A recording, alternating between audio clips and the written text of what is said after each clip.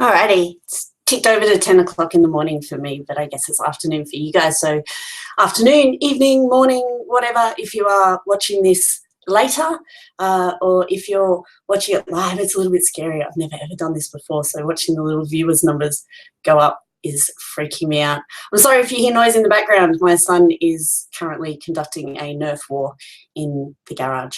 My name is Kelly.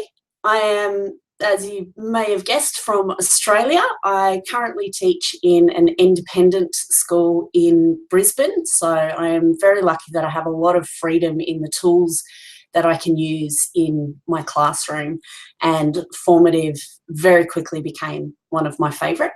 I've been teaching for 6 years. I had a retail career before that and then went to university to do my Bachelor of Arts after starting a family because I needed to talk to some people who could say more than just mum, mum, mum. My very first day on prac, when I walked into the classroom, I knew this is where I was meant to be.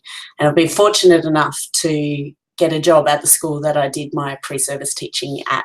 So over the past couple of years, managed to build up social science and history with the department, and Formative has turned into one of our go-to tools.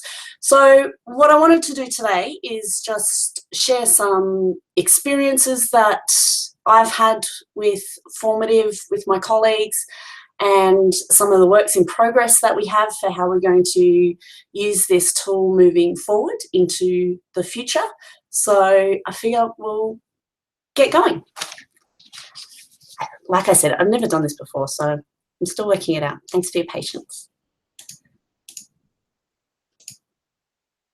Alrighty. So there's a couple of reasons that I use Formative, because it's really easy to set up and run. Those of you who are already using it will already know this. It generates immediate useful data, whether that is quantitative or qualitative. If you're following along on the community centre, which I highly recommend, you'll notice that I'm a big fan of metacognitive and reflective questions, getting the students to think about how they're actually getting their answers. I really love that you can share formatives, and especially with this new community centre, there has been so much sharing and collaboration and feedback going on just amongst the teachers, which I have found to be absolutely sensational. But probably one of the main reasons that I use Formative is I hate marking. I hate it. It takes up my time. I hate carrying the papers around, even from the classroom to the staff room, let alone taking them home. I hate marking. But I found that by using Formative, I can actually be more efficient in my marking and more consistent, because I can see the entire class's responses on one page, on my screen. So I don't have to go back and check if I was marking those earlier papers in a harder way, or whether I was being a little bit more lenient for certain kids, because I can see everybody's responses and how I've graded all of them. Okay, one of the main reasons that I love using Formative is because of this thing called the forgetting curve. And one of my colleagues, I'm going to butcher this and I'm really, really sorry, Scott. One of my colleagues has done a lot of work on cognitive psychology and cognitive load theory and using memory, especially in the history classroom. And you can see if we just learn something, we tend to forget nearly half of it within half a week.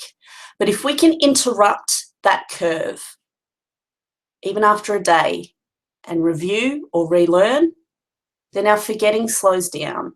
And if we can hit it again later in the week, and then a week later, you can see this curve starts to slow down. And that's where I found Formative to be the most powerful, because you can switch question order in a Formative. You can get students to resit the same assessment. And one of the things we use this for, we do a unit on World War I. It's compulsory for all Year 9 students in Australia. And so we just set up some simple questions, simple to us. Some questions we knew our students had prior knowledge of, but quite a lot that we were going to be covering over the unit.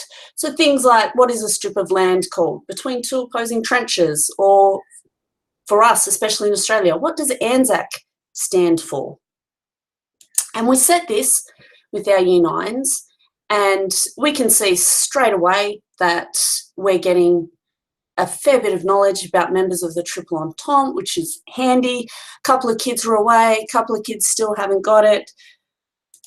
I can have a look and identify, as the students are taking the assessment, I can see, okay, here's the areas that we need to work on. We've got some questions where the students are just not getting it. So I can identify that without even having to take anything back. Now, using this idea of spaced repetition, we actually gave the students the same test a month apart. So we'd done little bits and pieces in class, some starter activities, and some exit tickets, some very quick fire, true, false style questions. And then we got them to sit the same formative a month apart. And the first time that the class sat this particular formative, they averaged 33%. The second time, they averaged 76. And we actually had, when we did our formal assessment for this particular unit, we had the best results that we've had in the past 4 years, which I found to be pretty powerful. I put a lot of it down to being able to use tools like Formative to interrupt that forgetting curve.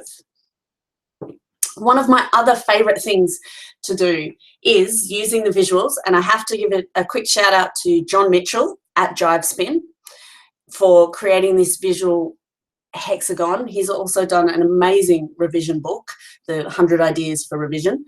I love using visuals. When you're doing history, it's so important to be using cartoons and images and representations. And this is just a quick, simple way of getting it set up to see if students can understand exactly what's going on, get that knowledge, and if you've got the content down, then you can start adding those extra questions, the higher order questions about how these things are actually connected. And so this grid, it was the first time that I'd uploaded and transformed a document, so it's quite simple. It's pretty much a case of the students just identifying, okay, who is this? What is this? A lot of it, again, multiple choice, which means they can get their responses quickly, plus I can see very quickly what I need to do in that lesson. What do I need to follow up on immediately, and what can I leave until the next lesson or later in the week? Another question that I loved putting together was actually, we do a pop culture unit for our Year 10s. It's great. It's an excuse to listen to boy band music for 2 weeks at the start of a semester. And I'm actually really proud of this question. And it seems silly to be proud of a formative question, but I like how I've been able to use the elements. Again, it's one of the first assessments that I put together with Formative. For those of you who are as old as me or even older, some of these may be quite familiar. Item 2, you will remember there's no way that that fit in your pocket. It was taking up half of your backpack. And so I've put together, using the formative tools, if you've never put it together before or never explored doing something with a lot of different elements, got for the question prompt, or to remind the students what these images actually are, we've just used a text block. For the actual image, I think I'd put it together possibly on PowerPoint, it may have even been Paint. I may have been that tired. And we've put the image in there and then paired it with a short answer question with a little bit of guidance about how to answer it. And the reason I put that guidance in there on how to answer it was, again, for when I was marking it, that I can see the information quickly and easily, because this was a manually marked question. Because even when you put that guidance in, not all the students are actually going to follow it. Something that we have just started using Oh, we've been using picture analysis for a while, but I've just started using Formative for picture analysis. And so this is for our year 10 students and even up into our senior year 11 and 12. We have to do a lot of source analysis and evaluation. So the students will actually have a hard copy here. The example that I've given here is the rendezvous between Hitler and Stalin. It's from 1939 by very well-known political and war cartoonist David Lowe. And we've split it up into a grid because then it's easier for students to work through the grid and identify different features. And when we're looking at political cartoons, we use a process at our school called picture analysis. And so as you can see with the questions, the people are named, keeping in mind that people may be a country or an animal. We quite often see Great Britain as the lion, we see America as the eagle. Any items are identified, including items of clothing. If you've ever seen the Road to War cartoon from World War I, the uniforms that each person in that cartoon is wearing give the students a lot of clues as to which country that person is actually representing. Captions are explained, so you can see in B2 and C2 we have a bit of a conversation going on between Hitler and Stalin, as well as the actual name of the cartoon.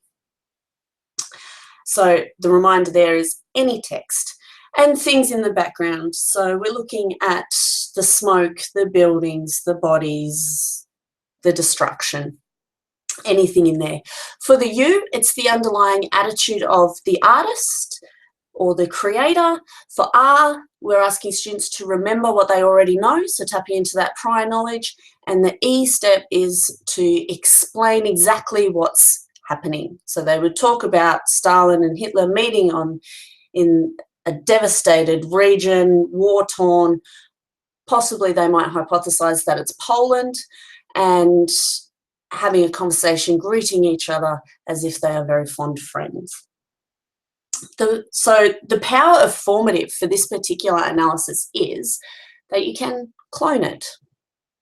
And so you can see this is set up so that it's insert the source title.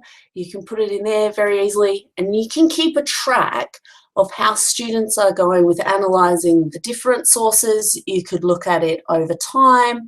And so I can actually see this being quite a powerful tool for our senior students, where we can identify, is it the captions that they need help with? Are they forgetting to explain the text? Are they remembering the importance of the setting and that these cartoons are actually happening somewhere? So this, again, it's a new thing that we're trying, hard copy image for the students, but then the Formative so that I can check and the other history teachers can check how they're tracking. Our other work in progress is switching it over to geography. Because I am history trained but have to teach geography, history gets most of my love to start with. And so I've started working with my head of department, and we're putting together, as you can see, it's still a work in progress, using the advanced features, which I am super excited about, the advanced features of reordering and sorting different features or different factors. So we've got, again, nice little multiple choice, but putting the steps of longshore drift into the correct order. Again, I will be able to see very, very quickly whether the students have understood that process or not, whether I need to revisit it. And the same with sorting out things that influence waves and influence tides. And again, a bit of guidance and make it a little bit tricky and challenging. One factor actually goes into both categories. All right, my go-to resources. If you're a history teacher and you haven't checked out Active History, go check it out. Check out Russell Tarr, the creator of it. He also does class tools, and it's just about everything that you could ever need for your history teaching for a multitude of year levels. He is amazing. He's also got lists of resources that he has evaluated. So Active History is usually my first go-to. John Mitchell Drive Spin, who puts together the beautiful visual hexagons and grids. They're fantastic for summaries, fantastic for revision, and students like pictures, and hey, so do teachers. And Pixabay for copyright and royalty-free images, especially for your little banners behind your headings. There's an amazing array of art stuff there. So that's what I do. That's some of the ways that I've used Formative. So I guess now it's up to you guys. Whenever you are watching this, jump onto the Formative Community Centre. It is already a fantastic place where you can not only share up things that you've done, even if you're a little bit scared to share, but you can also ask for help. So I've been using Formative for a while now, and I've talked to my colleagues about it and taught them how to use it. But there's still things that I don't know, and there's still formatives that I haven't created that I might want to use. And I think that's been one of the most powerful things about this community centre, is that you can put out a request. We don't need to reinvent the wheel. We work hard enough as it is. Excuse me. So check it out. Have a think about how you're doing your pre and your post testing. Have a think about how you're interrupting that forgetting curve, and consider using Formative. And if you've got any questions, just shoot me a message or put a question up on the community centre or comment on the video. And yeah, cool. Thanks for watching.